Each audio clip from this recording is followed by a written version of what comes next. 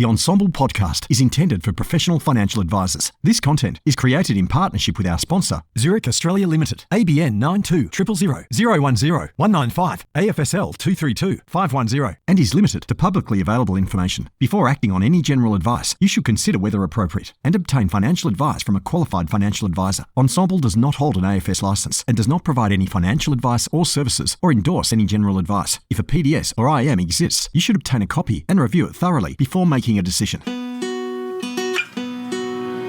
Hi, I'm Andrew Rocks from Ensemble, and I'm thrilled to be bringing to you the podcast Engine Room that's devoted entirely to the practices or the business of financial advice. Over the course of the next many months, we're going to be interviewing Australia's best independent boutique advice firms, their practice managers, their GMs, on what environment is conducive to being a best practice, how they keep talent, how they attract talent, and what the future of financial advice is. It's the Engine Room podcast. Welcome aboard. Zurich is proud to be supporting this episode. The Zurich and OnePath Advisor portal is more efficient than ever before, giving you access to 2 leading brands with 3 highly sought-after products, underpinned by 2 powerful underwriting engines, all with 1 simple sign-on, making it easier for you to do business and perform at your best.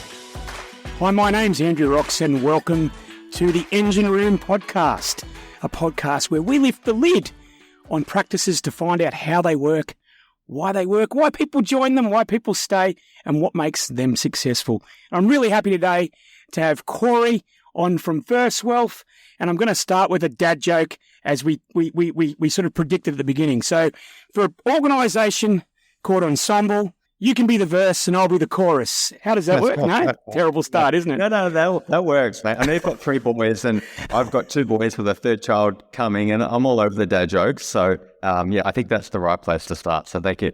Great. Well, we can simulate the said eye roll at the dinner table every so often. But I suppose we've had a good chat beforehand, and I'm really, really looking forward to this. You've got a great dynamic business in Verse Wealth.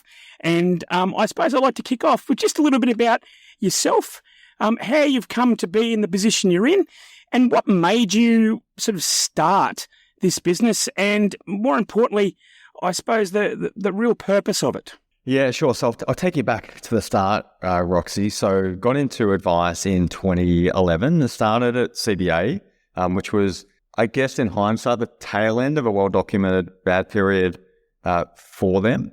And I kind of went into financial advice thinking it would be one thing, but then when I started, I realized at least where I was, it was something very different to that. I thought the role of the advisor, was when you sit down with, perhaps husband and wife, have these great conversations about who are you, what do you value, what's important to you, what are you trying to achieve, what goals have you got, what stresses have you got that are driven wholly or partially by money. And then when you know those things, then you'd work with people to help them build plans, make choices, put strategies in place, have investments, products if they need it, and so on. And that'd be, I guess, the nature of the relationship and the role. And when I started at CBA, it was really more so sales masquerading as professional advice. At that point, it was a real contradiction for me. I had a great experience there, and I learned a lot of things, and I think I sharpened my focus as to what kind of advisor I want to be and what kind of advisor I don't want to be. And I think in those 3.5 years I was there, I think I spent the majority of the time with the intention to leave and start my own firm. And, my motivation in doing that wasn't to, be self-employed or have all this, freedom that so-called business owners have. It wasn't to build my own client book. It really was to change what it meant to be an advisor and what it meant to get advice. And can I ask you, did you just think that you were going to go out there and start a little business, or what are you, 5? How many years on are we now? Quite a few years. Yeah, we started in 2015, so we're 8 years in now. And you've got a significant business. So was that what you thought of from the outset, or what was your mindset when you, as far as the company mindset, that complemented the way in which you wanted to deal with clients? Yeah, well, I always wanted to build an enterprise. I wanted to build a brand. And as I said, I wanted to help shift what it meant to be an advisor and what it meant to get advice. And I know that sounds lofty as I say it. And to some people, it's going to sound grandiose. But I guess for me personally, they were the main motivators, that and probably a fair bit of ego as well, I'd say, looking back and being a little more self-aware now perhaps. But wanted to build a national business that had not just myself, but many advisors giving advice in a way that we all really felt proud of and, had more people seeking advice resultantly. So a real Jerry Maguire, who's with me kind of moment. Is that right? Well, I say no one left with me. I did have someone leave with me. I had a co-founder at the time, James O'Reilly, who, that partnership lasted 3 years, and James has gone on to build another business, which is doing its own good things. But we didn't go buy a client base. We didn't want to inherit any of the traditions of financial advice. And that was something we were saying at the time. We wanted to start with what we were calling it was a blank canvas approach and really start with the end in mind. Like, if this is the role of the advisor as we see it, like, what would the advisor do and how would we build a business around that? And it's taken like a really long time with a lot of work and effort and mistakes and so on to get where we are now. And I guess where we are now is, it's an evolved representation of like what we had in mind when we first started. And in relation to the type of clients and advisors that you desire to have in your business, what's the offering at Verse? Maybe just give us a bit of a high level of what it is that you offer. Yeah. So, firstly, in terms of who we offer it to, so our clients tend to fall into one of two camps. They're either high income professional families, typically 35 to 55. So, ambitious, time poor, good free cash flows. Until they pay school fees. Corey? Yeah, true. They might tighten it up a bit, but I guess they're not sure on what the right strategy is for them. They want to make sure their money's really working for them. They've got, they're in a really dynamic phase of life with a lot of competing priorities, and resources are limited, time, energy, and money. So that's one camp. The other camp is more the traditional financial advice client, the pre-retiree. They're kind of, early 50s to 67. One of the main motivations for reaching out is, hey, I need a retirement plan, or I'm thinking about retirement. I want to make sure I'm doing the right things now to make that a reality. So that the pre-retiree would be probably 35% of the new clients we're on board. And that high income professional, which is probably top 5% household income, would be, kind of 2/3 of the clients we're onboarding at this point. Yeah, that's what we're doing it for. I know you asked me a couple of questions there. So in terms of, I guess, the approach, so, we've built the whole client experience around 3 pillars, and they are values, intentions, and financial well-being. So values being the things that are really important to you. They could be family, freedom, health and well-being, balance, community, security. Intentions being the things you intend to do or achieve. So a lot of advisors will call these goals. So we want to travel, we want to upgrade the house, we want to have more kids, we want to start a business, sell a business, retire, work less, all those things. And they're the things that we'll strategize around, we'll plan around, we'll model out. The values are just a reference point for when they need to be for really important decisions a client might make. So example might be, client values, health and well-being, family, freedom. They're a 45-year-old executive making really good money, saving plenty of money, making really good progress financially. But those things that are important in their life, they rate them out of 10, how well they're happening. It's a digital exercise. And they might rate them as like a 4, 3, and 4 out of 10. And it becomes really obvious to them that even though they're making good progress financially, it's not leading to contentment and satisfaction. So they're not making the right choices. And if they're not making the right choices, we're probably not giving the right advice. So that's why we just have the values as a reference point where they need to be along the way. And you may or may not know this, but this morning I went onto your website and I did my own financial well-being score, which was a very useful exercise, even for someone who's been in financial advice for a while. Would you like to know how I scored, Corey? Well, I actually saw it, Roxy. I was actually on the tram on the way in at lunchtime eating some sushi, and I saw that come in, and I thought, man, Roxy looks like he's doing okay. I don't think he needs any advice. No, hardly. No. The things that all planners and dreamers are good at is I've sorted out all my long-term goals, but I have to admit, the short-term cash flow, communications with your partner never goes away. So I thought, I'm glad that you did see it. I'm glad that it makes it all the way up there. But and it's a really good tool as well, and gives a bit of self-awareness. Yeah, thanks for saying, Roxy. And yeah, in terms of that, the financial well-being being one of those three pillars I was referring to. So, we think you can have a plan and you can have an advisor and you can have a strategy, but that doesn't necessarily mean you're going to feel as confident, as in control of your financial life as you want to.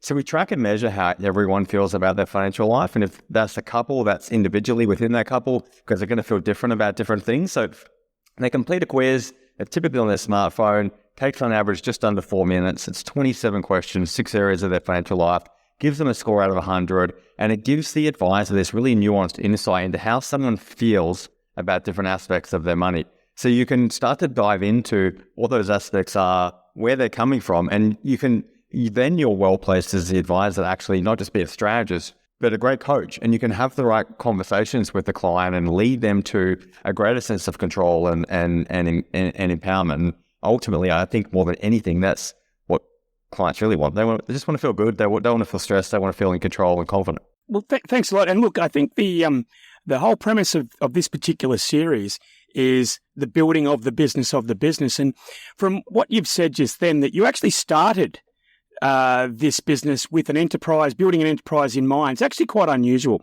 The well-worn sort of path for financial services and financial planning businesses is the person who's really good with the clients, who starts off. They then realise that practice management, general management is something else, but it's quite unusual for someone who straddles both and enjoys straddling both. So I'm just going to sort of change up the gears here and maybe just get a bit of for everyone listening, you've mentioned how you treat your clients, but let's lift the lid and find out how you actually, how you can actually deliver for your business. So maybe just give us a bit of an idea of the organisational structure in your business and just how that marries up with the way in which you want to deliver to your clients. Sure. Well, I think the first thing to note is that we've got our own AFSL and we're independent.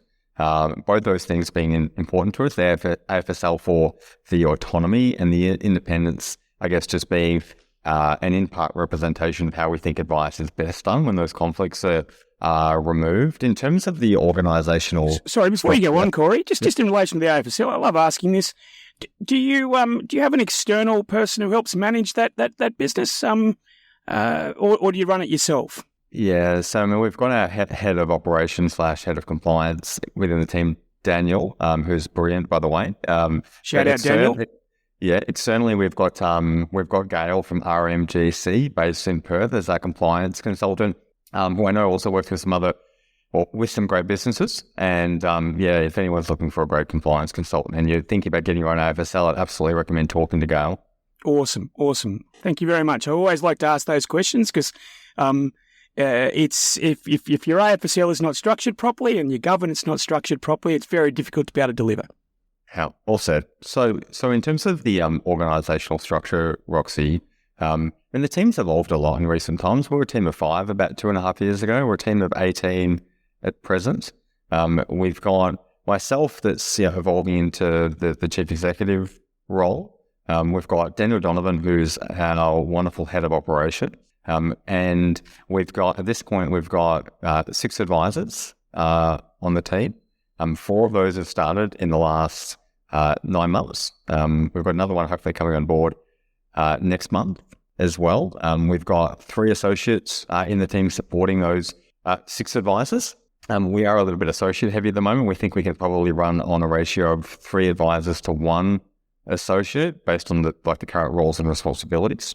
And we've also got 7 teammates in the Philippines. So we've had Philippines teammates now for almost from the get-go, mate. Going back about 5-6 years ago, we started, and I don't like the term outsourcing. We've got Philippines teammates and they're really integrated into our team, into our culture. They're high performers with high standards like the rest of the team. And they do our power planning, they do our implementation, and they help a lot with the onboarding. We get a lot of leads. We'll probably touch on that, as well as the management of what we call the journey service, which is in normal speak, ongoing service.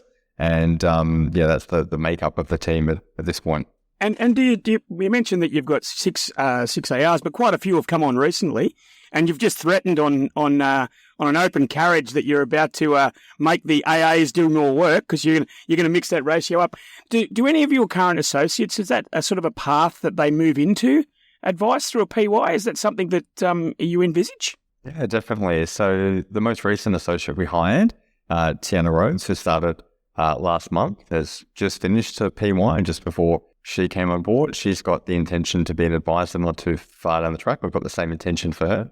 One of our associates has just been promoted to advisor. So he'll go through a transition where he's in kind of like a hybrid role over probably 12 months before being a fully fledged advisor in terms of his time. And we've got another associate named Stu, Stu's been with us just over 2 years. We all love him to death. And his first role in advice with the intention to be an advisor himself. He'll start his PY on 1 July with the view to once that's done, him, hopefully soon after, beginning to move into the advisor role as well. So it's absolutely a pathway, but it's one we're kind of building over time as well. I've got 2 questions to ask, and the first one is, well put. The people who are working for you who aren't necessarily working out of your office or might be working from a different country, that is part of your global team. And a quick look on your website, it looks like you've got a one team, one dream philosophy there, as far as having them there and making people, if you want to create a culture, which we'll touch on later, then it has to be one in, all in.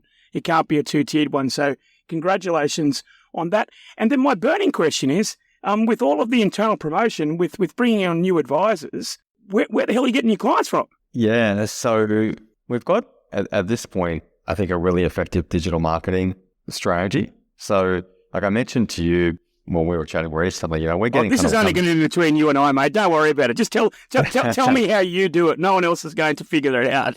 Yeah, so, I'm not apprehensive about that. But, at this point, we're getting around 130 to 160 leads and referrals a month. A lot of those, the lion's share of those come online, and it's through a combination of sources. We do a lot of advertising across Google, other search engines, social media, and so on. And that doesn't get you a lead. It gets you traffic to your website. So then you've got to be able to convert traffic to inquiry at a good rate to make it an effective strategy. We've been doing this now using a digital marketing agency for about 2.5 years. So we've been doing that with increasing effectiveness over time in terms of cost per lead, quality of lead, and so on. And as we've done that, we've scaled up our ad spend. But we also get a lot of organic traffic to the site as well. So like I remember when we first started, and in the first few years, like you'd Google Burst Wealth and you'd read to the first page. You're not there, of course. You click to page 2 and you keep going. And I remember like being on page 13 at one point, thinking, geez, I wonder what it'd be like to like get to page 1. Because if you're not on page 1, you're kind of not ranked really. So yeah, the good news is no one would know you're on page 13 other than you, because no one would have got that far. There's no doubt. So don't stress. And I was about to ask, do you do that in-house? But you don't. You have an external company who you pay for, and they achieve monthly goals for you. Is that right? Yeah, so that's in part right. So we have a digital marketing agency that we've been working with really closely for 2.5 years, and they run the ad campaigns, and they build ads in collaboration with us in terms of the narrative and the copy, i.e. the words and imagery and so on. But like running a digital ad strategy by itself is not going to be a winning strategy. You have all of these things that need to underpin the ad strategy. So things like, you've got to have a really clear, differentiated, value proposition. Because when someone goes to Google, they're not typing in Burst Wealth, they're typing in financial advice Melbourne or retirement planning Sydney, and they're going to find heaps of results. So they're probably going to look at multiple websites, and they're trying to identify as a consumer, like who resonates with me the most? Based on my instincts, where do I think is the best place to go and get advice? So to help them do that, and for that to be us, you've got to have a compelling message that speaks to them. You've got to have some social proof. So things like, online reviews, Google reviews are the most powerful. So we've got 140 plus 5-star Google reviews now. And it's just not the numbers that matter. It's the commentary where people talk about the experience they've had and the impact that it's had on them. We've started winning multiple awards and so on, fortunately, in the last few years. And all of these things create kind of credibility, they create authority, they create confidence for people that they're in the right place. And, if you can get them to your site and then get them to move their way through your site and ultimately book a chat in, all of those things working together actually creates a winning digital strategy. But none of that happens overnight. No, getting of those course. Google reviews, having the social proof, writing articles that get published for the greater good, is a lot of foundation work. And I imagine you've been doing that since you started, and you're now reaping the rewards there. Would that be correct? Yeah, definitely. I say that to people when they say, hey, like, you guys are getting so many leads, like, how are you doing that? I kind of feel like I need to explain, well, it's in part a reflection of all the things we're doing 5-6 years ago, like busting our gut, trying to give people the best possible advice we could, the best client experience we could, and you'd start to get these Google reviews, and because of that, you might start to be asked to contribute to different publications and things like that. So it's kind of like this big melting pot, and I think you just kind of keep putting good quality ingredients in this melting pot and just kind of keep stirring it, and over time, you create something that works or tastes good, I guess. Does that analogy work? Well, yeah, absolutely. When I'm looking at this engine room, part of driving a business is also knowing what you're not good at. So I maybe just ask, do you do every aspect of the financial planning journey, or do you have joint ventures or partnerships? Maybe just to get a bit of clarity, because you did mention earlier that 35 to 55 executive couples is your zone. Those people consume a lot of stuff. What is it that you have sort of driven for execution in your business? Yeah, we do all the financial planning advice, but there's a lot of referral partners we have that we refer to really regularly and that we collaborate with.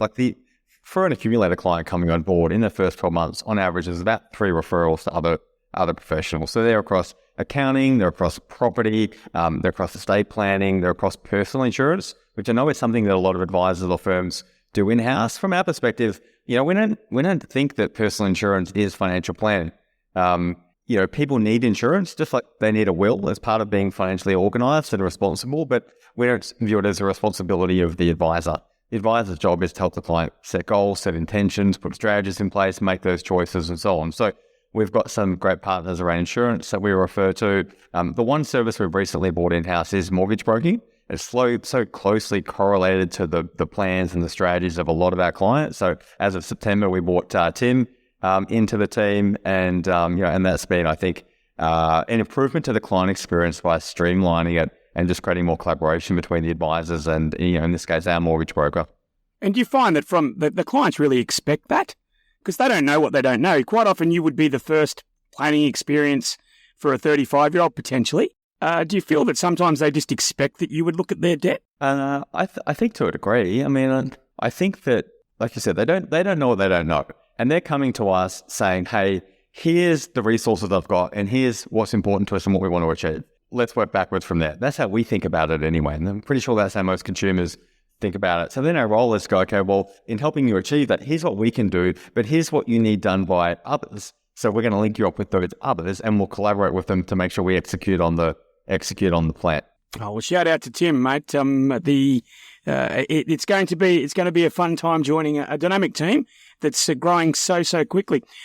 I just might change gears for the moment, and I'd love to hear what's the tech stack that Verse Wealth uses. And I've heard whispers that you've experimented with video SOAs. So maybe kick off with the tech stack and sort of how close to that unicorn moment of video and user-friendly SOAs have you got? Yeah, so with the tech stack, and tech stack's pretty broad. Salesforce is at the centerpiece. That's our CRM. And we produce the advice documents via Salesforce, via Conga. We use Zoom for virtual meetings. With the AFSL, we take a lot of payments ourselves. So direct debit payments from bank accounts and trusts and so on are done via Stripe. Calendly is used for all online bookings. Typeform is a very integral part of our client experience. So what does Typeform do? You're quite passionate. What do they do? Yeah, no, well, it's online. It's simple, sexy, elegant online surveys, Roxy. So we'll use it for things like investment preferences, i.e., a version of risk profiling, pre-meeting questionnaires, a financial life snapshot that someone that's booked in an introductory chat via our website will complete before that introductory chat. And we use it internally for things like questionnaires before teammate/performance reviews. So we use Voyant for modeling, which came out from the UK only about 15, 18 months ago. You were part of the beta testing phase. It is the best, simple, easy to use, dynamic modeling software that I and our advisors have seen by a mile. And I haven't seen good modeling elsewhere. So maybe it exists, but if you're looking for a better modeling solution, we'll absolutely get in touch with the team at Voyant. That's Voyant. Digital client agreements all done via Quilla. They're all templated. They take about 60 seconds to do.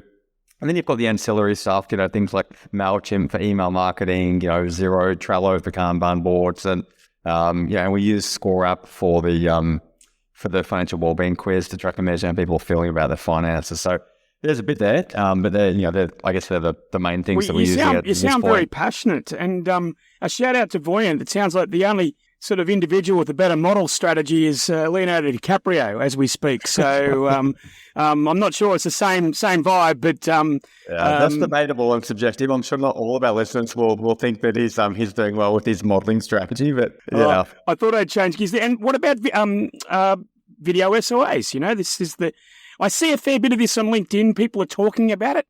Yeah. I've never seen it in practice as a client or as an advisor. So maybe just give us an idea of how that operates. Yeah. So, people use the term video SOAs, and we've got what we'd call our own version of video SOAs because our SOA isn't just a video. So, bit of background, FPA has been promoting and educating advisors around the concept of video SOAs for a little bit of time now. It's been headed up by Ben Martian and Fraser Jack, both passionate advocates and leaders in advice. And I am all about advisors and practices and firms or whatever you call yourself, educating yourself around what are the legal requirements of an SOA and how can that be delivered. And then going through either one of the FPA workshops or, if you're a member, jumping onto the portal, typing in SOAP, standing for SOA production, and look through the 15 videos I've put together to help educate you. That's where I started.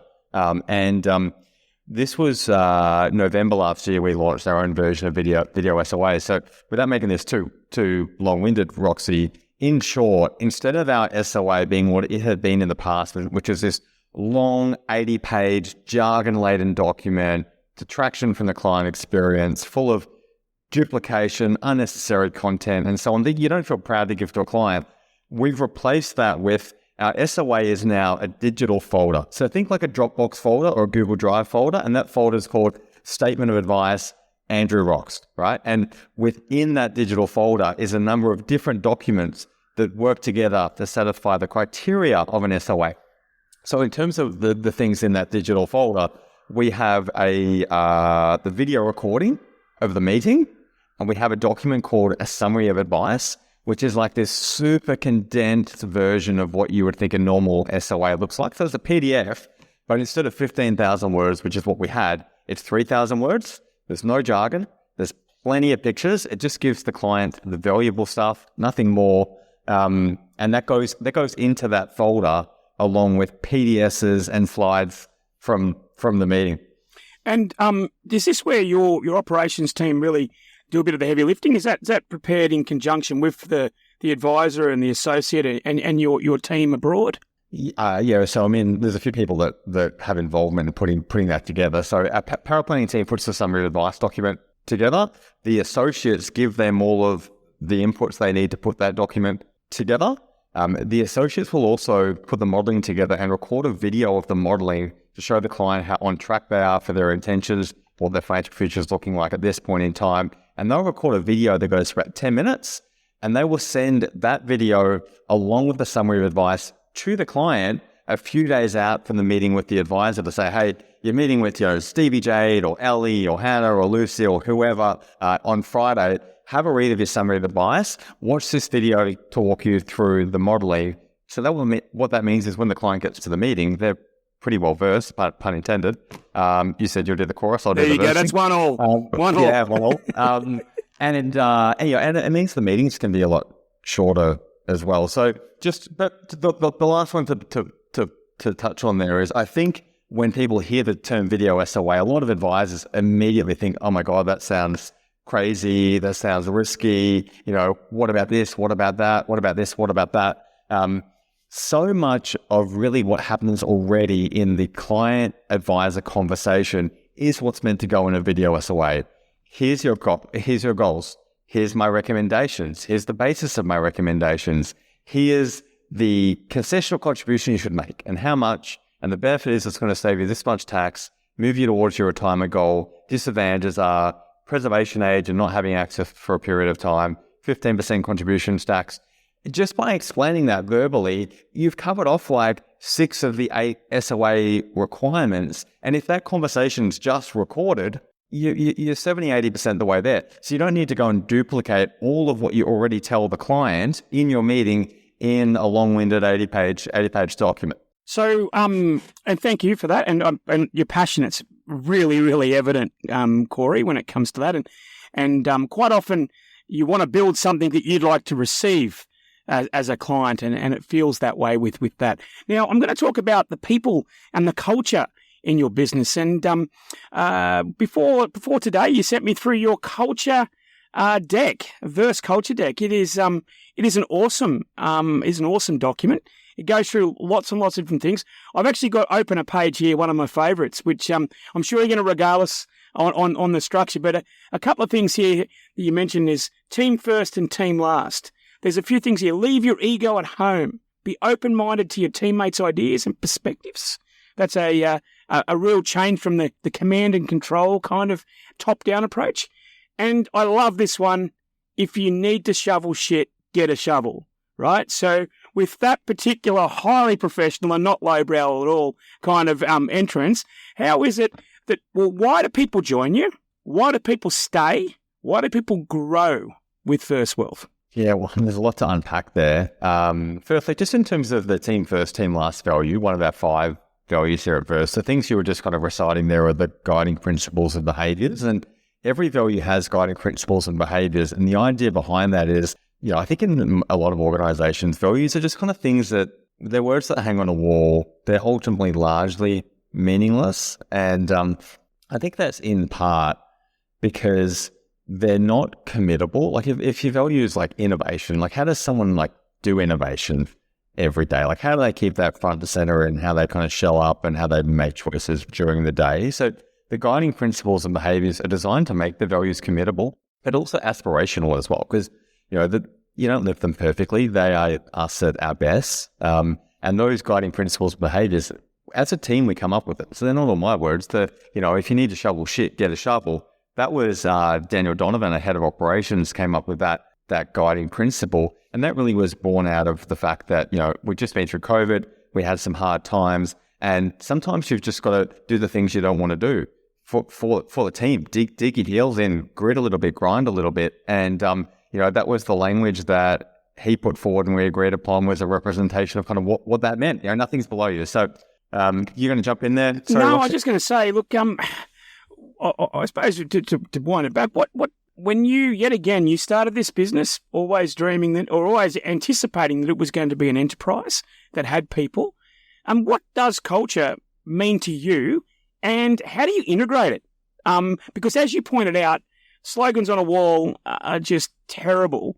How does it play out in everyday life at Verse? Yeah, so in terms of culture, how do we think about it? I mean, I think for so many people, culture feels wishy-washy. And, unfortunately for a lot of people, I don't think they've ever been part of a great culture. There's not enough of them at this point. But for us, I mean, really what culture is, it's just what it's like to be at Verse. That's what the experience is here.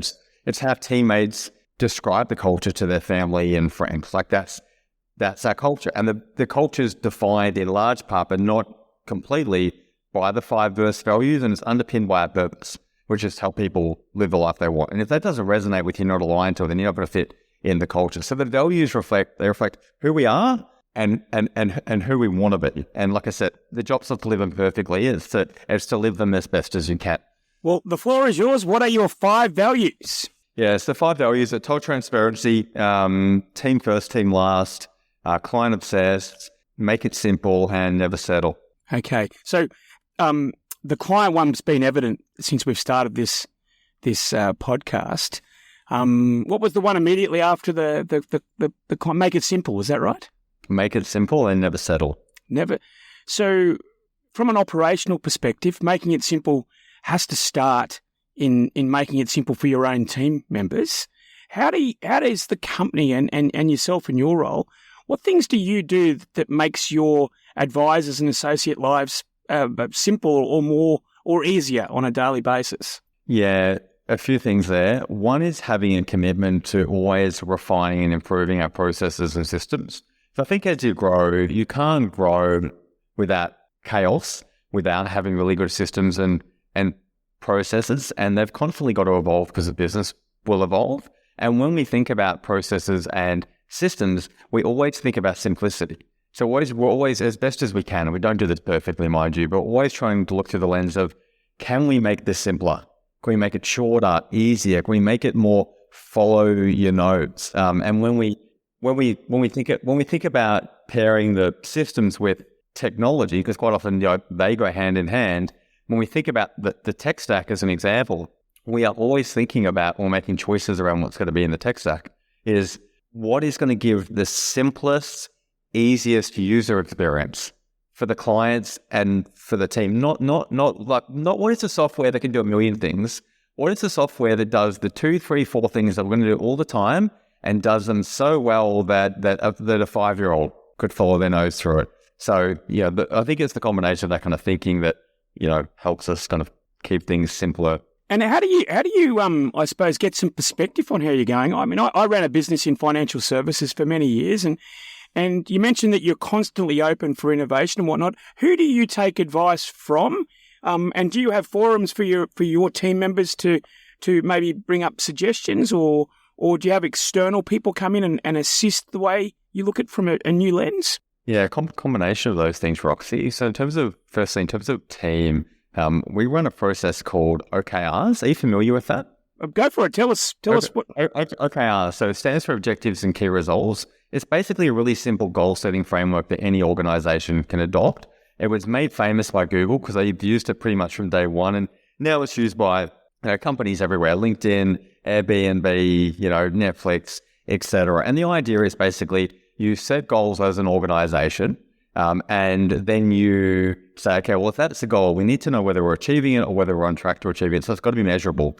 So your goal is your objective. So an example for us is objective to provide a world-class client experience. So how do we know if we're doing that or on track to doing it? That's where our key result, KR, comes in. So then we go, okay, well, we're going to measure that through NPS, Net Promoter Score. For those that aren't familiar, that's that common question of out of 10, how likely are you to refer a family member or friend to business X? And there's a formula to work out what your NPS score is based on your responses. So for us, the key result could be, okay, well, over the next 3 months or 6 months, we want to increase our NPS for our journey service, so ongoing clients, from 71 to 75, right? And then we work backwards from there to go, okay, well, if the goal is to move it from 71 to 75 in the next 90 days, what are the actions we think we need to take to improve the quality of the client experience to see the NPS rise to that level? So as a team, we'll sit down and say, hey team, the KR is to go from 71 to 75 for the NPS here. Let's all take some time to give thought to and come up with our ideas around how we improve the client experience. And then we bring those ideas together in a democratic way. We vote on, we share them. We vote on them, and we do this digitally as well because we include Philippines teammates where we need to. And then that's really awesome, by the way. The democratization. Then we choose the actions, and then over a 90-day period, we try and do the actions, and we see what happens to the results. And the results tell you whether the actions are working or not. And if they're not working, you probably need new actions. Cool. And do you have so you've given us the process of how you make those decisions from an internal perspective. Is there a sort of a monthly or a quarterly rhythm as to sort of when you take stock in your business? Yeah, there's a monthly, quarterly, and annual rhythm built around the OKRs. So we'll have annual objectives, and we will update the key results either quarterly or half yearly.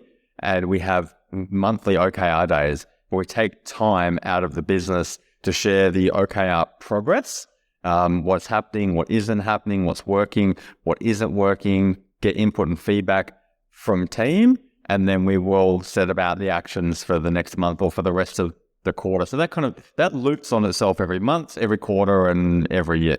And what I might do for people listening is we might include a link to the OKR sort of overall philosophy, and people can follow their nose and figure that out, because I'm a really big proponent of having structure, because structure does liberate you when you're running an organisation. So this particular culture deck that you've done, when did you start that? Is this a recent? And if I suppose the other one is, let's say for instance, I'm looking to join your business. How do you profile sort of who gets let in? Okay. So the culture deck, we put that together about 6 months ago now, Roxy, and I initially got the idea. It was inspired by Netflix. People and culture is something that's always fascinated me, and I've always felt like it's the foundation of a great team or a great business. And so I've always been curious and tried to educate myself around it. So Netflix is a culture that I really admire, and I came across now about 18 months ago their culture deck, which just gives anyone that doesn't work at Netflix this really great insight into what is life like at Netflix. Like, how do they define their culture? What happens in there? What kind of people, do they invite in, and who survive, who don't survive in there, and so on. So I thought, what a great way to give people that might perhaps want to work at Verse an insight into what it's like here. So it was primarily built with the hiring process in mind, because we've really begun to accelerate the amount of hiring we're doing. We put this together, as I said, about 6 months ago, probably 9 months ago, actually. And by the way, it sounds like it's going well. You mentioned you've taken on 3 or 4 advisors, and this is a really super tight talent market at the moment. So did you interview many people to get to 4 or 5 advisors? Yeah, well, we've hired say 4 in the last since 1 July, and I counted the other day. I've actually interviewed 35 financial advisors across Melbourne, Sydney, and Brisbane. So we are proudly really selective around who we let in, and we have over time. Coming back to your, I think, other question around the hiring process is, we've kind of thought about the hiring process more so now, kind of like the client experience. Let's create, one client experience. Let's create one hiring process that everyone goes through, and it's constructed in a way to maximize the likelihood we get the right person on board. So, and I think that's the process we have now, which I'm about to kind of step you through. It's been born out of mistakes more than anything else. Hiring. Tell me about your mistakes. This is the fun part. So, because quite often, the journeys, your life lessons and your learnings. What mistakes in talent acquisition and retention have you made that really have instructed you to move into this new phase? Yeah, I mean, the simplest way to say the mistakes is not hiring the right people. I think initially with this focused on culture, I didn't have enough focus on the role itself, and were they equipped and do they have the capabilities and all the experience to actually excel in the role itself? More so thinking simplistically about, well, if they're aligned to the culture, we'll figure the rest out. So I think that probably meant we didn't have the right ones on some of the seats along the way. There's to stop, you got culturally aligned people, but you might have been off the mark on the role that they were going to do within your culture. Yeah, correct. Yeah, and just maybe they just didn't have the capabilities to do that role well. Yep. Maybe they weren't in the right role. And I think about like an advisor hire we made a couple of years ago now. Got the advisor on board, and we didn't have the robust hiring process we have now. And the steps that if they had gone through that process now, they wouldn't have got through. We ultimately wouldn't have made the hire. But we had that advisor on board. We were having some clients that really weren't happy in a way we had in the past, and we had to let that advisor go, which is a really crummy experience for them, a crummy experience for us. It's a hard part of business. But we learned from that by making the process more robust. So I guess to run you through what the hiring process is, like once we get introduced to a candidate, often through a recruiter, but not always, the first interview is with myself. It's typically a coffee. It's a Zoom if they're interstate. It'll go for anywhere from like at least an hour, sometimes up to 3 if like we're hitting it off and we've got the time. And I'm trying to get to know them personally, understand the story of their career. I will have sent them the Verse culture deck beforehand. So they've got Right. like 126 slides they can consume around the culture, the values, the hiring principles, the operations, the tech stack, the license, the investment philosophy, client experience, all that stuff. So it means that I don't get the same first 20 questions every time.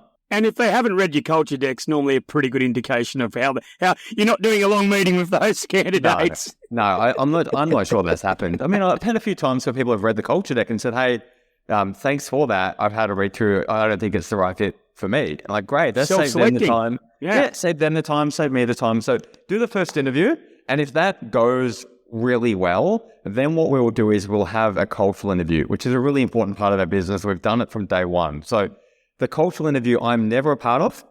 The candidate will meet with 3 verse teammates, typically in different roles, and they'll have a coffee with them for typically 75 minutes. And the whole idea of the cultural interview is the teammates at Versi are trying to assess, is this person going to fit in our culture? Are they going to live their values well? Are they one of us? Like in their head, asking simple questions like, is my life going to be better if I spend 40 hours a week with this person? Because if the answer to that question is, I don't think so, or probably not, then they're not going to be a fit. So at the end of that cultural interview, the teammates will have a conversation amongst themselves, and the question really is like, are they a cultural fit? And if anyone says no for any reason, and I mean any reason, we won't hire them. And it's our commitment to them, and it gives them this sense of ownership, which they should have over the culture, because it's not mine, it's ours, and our job is to not just grow it and nurture it, but protect it as well. So we do the cultural interview, and that's a chance for the candidate to ask the teammates anything. I'm not there, and I'll always say to the candidate, here's the cultural interview you're going to go into next. Ask them everything, right? What they love, what they don't love, what's been the most difficult time, are they supported, are they not, what would they change, what's the leadership like, what happens when they feel overwhelmed, because you want to know these things so you can work out whether it's the right place for you. Do you feel like I get this a bit from people? Do you feel like that sometimes you want to hire people that share the same kind of personality as the types of people that you're attracted to, but may not be fit for purpose for that particular role? It feels also like you've got a verse jury duty, and that you nervously sit outside and someone comes and gives you a piece of paper saying it's thumbs up or thumbs down. It must feel quite weird to have, be rooting for this person. Oh, geez, I hope they get through, only to be told that, sorry, no cigar. Well, it's happened before. I mean, I don't want to take up the time of my teammates to go through that process if I am not very confident they're going to be a cultural fit. But there's been a couple of occasions where I've thought they probably would be, but someone or all of them have come out of there and said, I don't think they're a fit for this reason. So I'm like, okay, great. I'll call them up and I'll let them know we're not moving them forward. So that's the cultural interview. If they get through that, Roxy, I'll keep this succinct. Then what we try and do is we try and get the rest of the hiring process booked on one day. So there's about another 3 important steps, and it takes about 5 hours. So we book it, like we'll book the day out with the majority of the day. So what we'll do is we'll get them to do high performance benchmarking. So hiring is both an art and a science. The cultural stuff is more the art. The science is more around trying to identify, does the person have the capabilities to do this role incredibly well? So we use, another shout out here, we use People Logica for what people might call like a psych test. Yep. It's high performance benchmarking. So what we've done there is with People Logica is we've had our teammates do the assessment, and we'll take, say, 2-3 advisors, in this case, the advisor role, that are proven high performers in the role. And we test their cognitive abilities and their behavioral traits. And then we take those scores of those 2-3 high performers and we blend them together to create our benchmarks. And then when a candidate for the advisor role does the assessment, they are getting benchmarked in terms of cognitive abilities and behavioral traits against what we know leads to high performance in that role at Verse. Because when you've got people that are fantastic at a role, when you're hiring, you're like, I just wish I could get another one of that or someone like that, right? So this kind of helps, kind of curate that. So we do the high performance benchmarking, and then we'll talk them through the results. We'll get them we'll print it out for them. We'll give them a highlighter and say, highlight everything you disagree with. And then we want you to tell us why you disagree. So you're testing self-awareness too. Once we've done the high performance benchmarking, we do a technical assessment. So 90 minutes, broad scope advice, super, family trusts, investments, tax, etc. So we see what they know and what they don't know. And we don't need them to know everything because they might be coming from a firm where they have different advice, different scope, and there's gaps. That's fine. We want to know what the gaps are so we can fill them really quickly with resources. And then we'll do a role play. So like we don't ever want to hire an advisor again and get into meetings with them and go, oh, geez, it's nowhere near where we thought it would be. So we do role plays. It's not real life. It's a little bit icky, but it helps us get a sense for how do you engage with your client? How do you navigate that advisory type conversation? How do you kind of hold the room with the client? How might they feel in your presence, kind of going through the process with you, even though your process now looks different to our process? So that all happens on the last day. Look, my observations there. The first thing was I was thinking that you said the role plays are a bit icky, but probably I would lose the fake moustache and wig. It would just be more natural. But seriously, there's this old adage of hiring slow and firing fast. And if I'm listening to this and I'm thinking you did this exercise with 35 people at some various way over the last 6 to 12 months, and I put my CFO's hat on, I'm thinking, that's a lot of time, but it is dwarfed in the amount of heartache and pain that you have to go through when someone is in your role, in your organisation, 3 to 6 months down the track, and and everyone around you knows they're not going to make it. So congratulations on that really quite in-depth thing. And I would encourage people, look, this is all about the engine room is why do people join, why do they stay?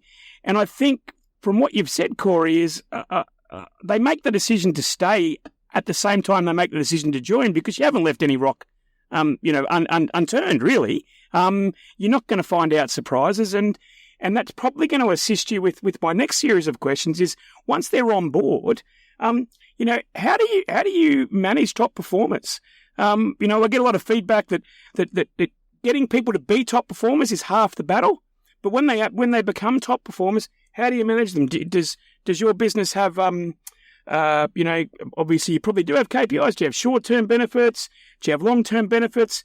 Is getting an ESOP or getting your team as part of your business in your future state? Sort of maybe take me through how you and your operations team manage your people on an ongoing basis, please.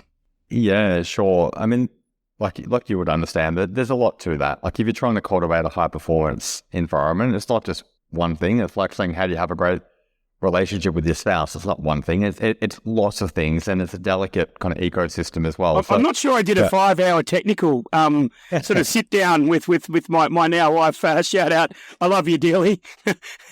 Please don't leave. Neither. I'm not sure either of us would have passed that, mate. So in terms of like high performance, because I think kind of like culture, like high performance is one of those things that can mean different things to different people, can sound a bit wishy-washy. And I think there's a lot of businesses that talk about having a high performance culture, but it's probably more style than substance, I think. So like for us, like, we've documented it in our culture deck. So people read this before they have a first interview, like what does a high performance environment mean for us? And like first and foremost, it's phenomenal teammates. You can't have a high performance environment if you don't have brilliant people. That's the first thing. We've defined what it actually means to be a phenomenal teammate.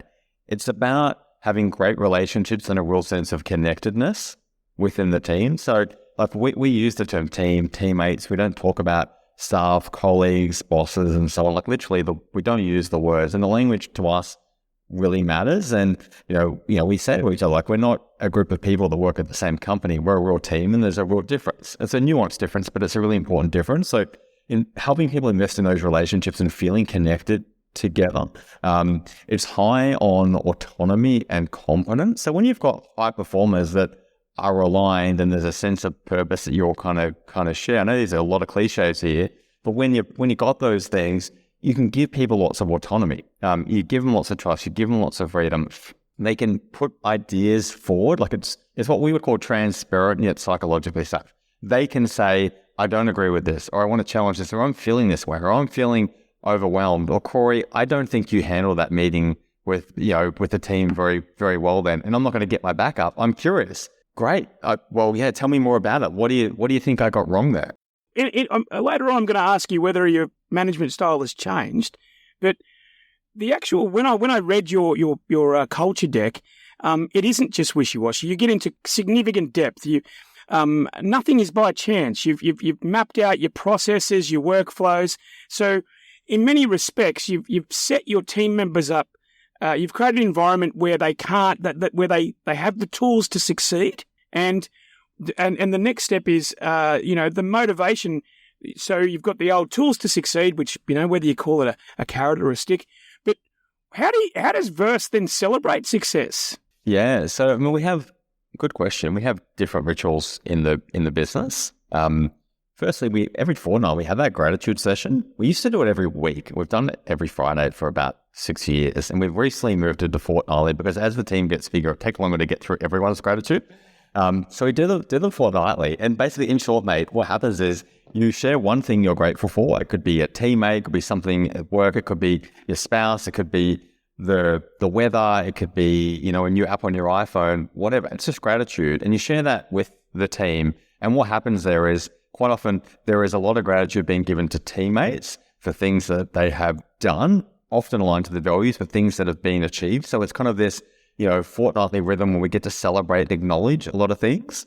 We also have our monthly CEO update. So every teammate is in there. They complete a short survey, which is on Typeform beforehand, and they get to share, what they think the wins have been.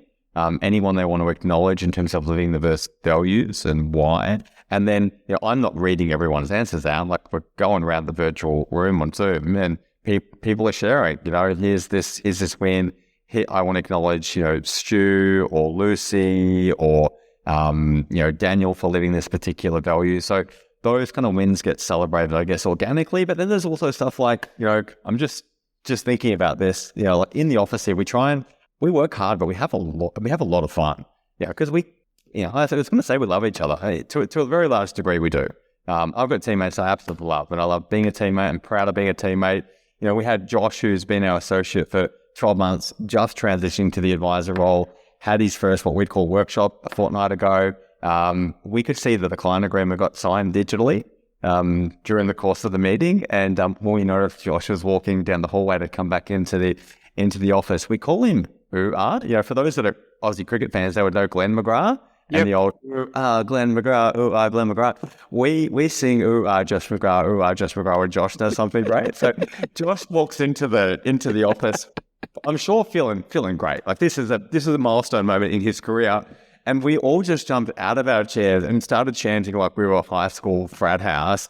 Josh McGrath, Josh McGrath. And it was just this kind of 30, 40 seconds of just kind of pure fun and joy, something he'll remember.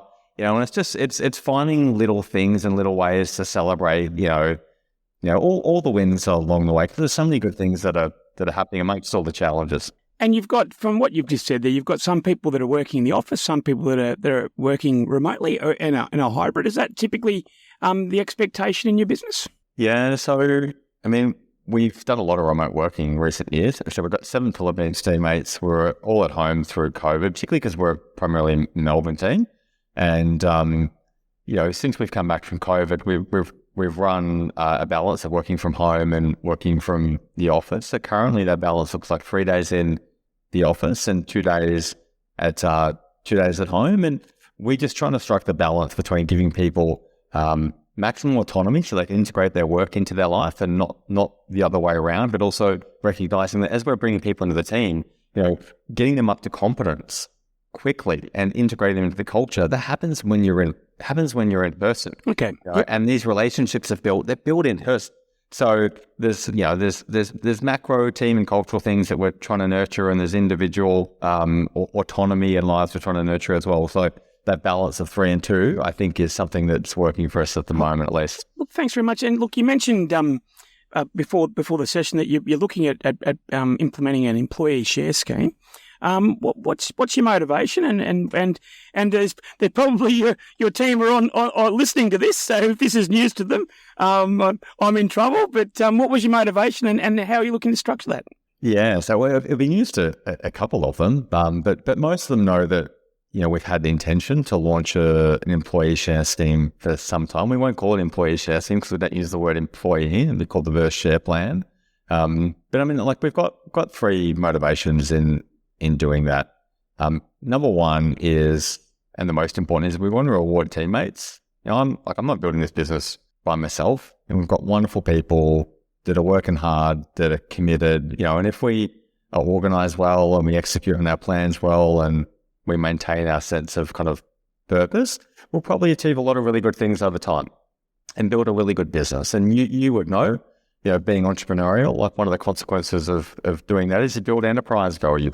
That's got to go somewhere to some people at some point in time. And, I'm not driven by it, and I don't get excited thinking about selling a business in whatever year's time and just getting the check. I want to share that with everyone else that's where we've got there together. So that's the first thing. The second thing is it adds an extra layer of alignment. We don't need the alignment per se, but it adds another layer of alignment, I think, in terms of just how people think more broadly about the business. And number three is to attract talent. So labour market's really tight. In financial advice in particular, we've gone from 26,000 advisors to 15,000 the last couple of years. And, I think for most firms, it's really hard to attract great people. I mean, we've got to do a lot of filtering, a lot of interviewing to find those great people. And, sometimes they're coming out of really well-established firms, where they're making really good money. And I think particularly for, great advisors, for a lot of them, they feel like the next natural step in their career, once they've got a good client base, they're making good money, is to have a stake, to have some equity, to have some skin in the game, whether that comes with decision-making, powers or not. So I think as a tool to help attract the best talent in advice, which, we kind of don't shy away from, we think it'll be supportive in doing that. That's our hope anyway. And look, that's the premise for the Engine Room podcast is in many respects to give talent who are out there a real window into what you're all about and from the horse's mouth and we want to get the best quality people gravitate to the best environments so that as Ensemble we can promote the positive evolution of financial advice.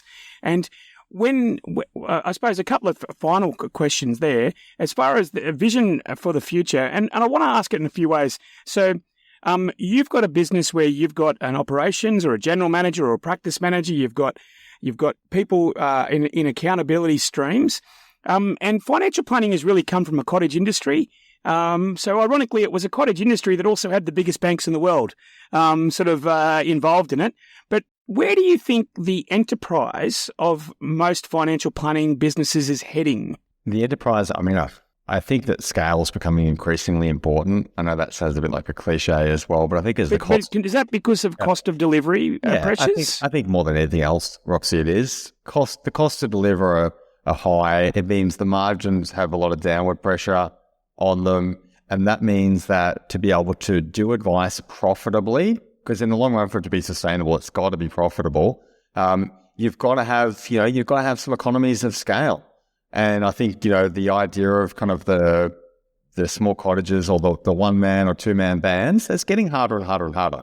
And I'm not the expert on the landscape to say that can't exist, but I think that's getting more challenging rather than getting easier. And I think we're seeing a lot of the one- and two-man bands kind of integrating with other, larger businesses and so on. So, I think from our perspective, we've had, like, going back to the start of our chat, we've always had the intention to build a real firm, to build a national firm, to build a brand, but we've never been motivated to do that just for the sake of it being big, like scale for the sake of scale. Like we genuinely want to give people access to great advice that we love giving to people that we know is making a difference to them. And we want to do that for as many people as we possibly can. And as many people as we possibly can doesn't mean a one advisor business. It means lots of advisors in lots of places.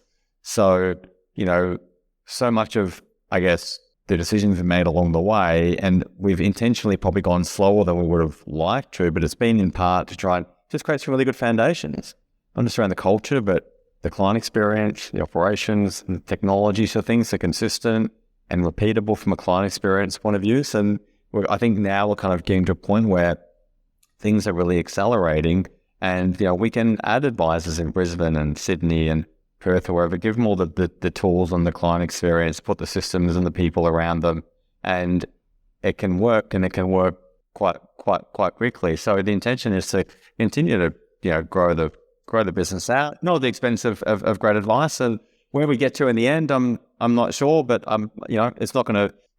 I don't identify with it in the way perhaps I did when I first started. Cliche coming, but genuinely enjoying the journey, love who I'm working with, love what we're doing, and if all of us feel that way, we'll probably do good things over time. So I'll think of a call to action. So are you saying that you've taken on advisors recently, but you are in the market for advisors, and in particular, you are going to spread your wings into different sort of states and areas, and that's something that you're currently doing. So if anyone's listening and loved the sort of so far what we've been speaking about, and in Brisbane or Sydney or other cities, you'd be open for a conversation?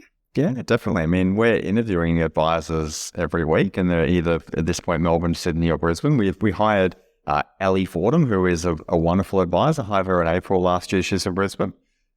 We just a couple of days ago had a Brisbane advisor come down here for a full day of interviews. So we hope we'll be on our team next month. We'd love to get some advisors on board in Sydney as well. So we're pretty agnostic around the location. And if anyone's listening to this podcast and thinking, hey, I resonate with some of this stuff, I'd love to learn more, you can reach out to me on LinkedIn. You can check us out at our website, versewealth.com.au. You can even send through an inquiry via the Us page, which is about the team. I'm happy to shoot you the culture deck. They'll give you some of the insights we've been talking about, and if it makes sense for you and us, we'd be more than happy to chat. I love the enthusiasm, and look, the purpose of the Engine Room podcast is to give people an idea on the management structure and their philosophy, what you actually do for clients, and if that's sort of what you're into, how the team works, and on our journey today, the most delight I got, which is a visual thing, is when I asked how you celebrate. For those of you on our podcast, he nearly exploded with happiness. I couldn't control him. It's and I could just see him thinking of all the cool ways of what they've done at Verse. Well, look, thank you very much for your time and for your passion and for sending me through the culture deck. And it sounds like not only have you generated a great practice and a great place to work at the moment, but you're now looking to take that logical step, because as you said, if you want to do this with as many clients and change their lives, you have to also change the lives of your own internal team. So thank you very much, Corey, and for being part of the Engine Room podcast. Cheers. Thank you, Roxy. I've really enjoyed it, and I appreciate that one, mate. Cheers.